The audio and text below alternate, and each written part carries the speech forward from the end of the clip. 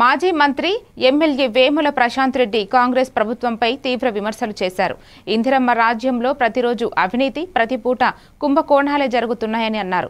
Hybrid uCT model టెండర్లలో 8,000 కోట్ల రూపాయల భారీ అవినీతి చోటు చేసుకుందని ఆయన ఆరోపించారు. కిలోమీటరుకు 85% అంచనా వ్యయం పెంచి 9,000 కోట్లతో పూర్తయ్యే రోడ్డును 17,000 కోట్ల రూపాయలతో టెండర్లు పిలిచారని తెలిపారు.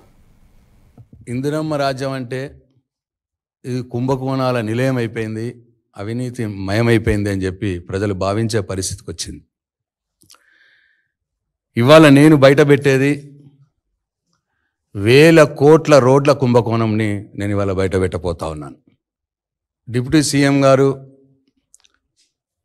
ఆర్ఎండ్బి మంత్రి గారు, పంచాయరాజ్ శాఖ మంత్రి గారు ఈ మధ్యలో అనేక మీటింగ్లలో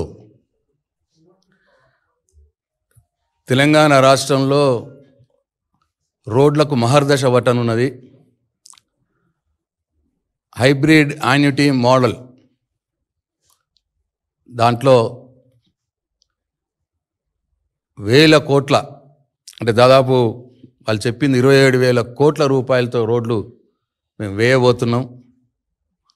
తెలంగాణలో రోడ్లన్నీ అద్దాల తిరిగి అయిపోతాయి అని చెప్పి ప్రచారం చేసుకుంటా ఉన్నారు. అయితే అది హ్యామ్ కాదు, అంటే హైబ్రిడ్ యాన్యుటీ మోడల్ అంటే అది హ్యామ్, HAM. అది హ్యామ్ కాదు, ఒక పెద్ద స్కామ్ అని చెప్పి టీఆర్ఎస్ పార్టీ భావిస్తూ ఉన్నది, ఆరోపిస్తూ ఉన్నది. This is not a ham, this is a scam.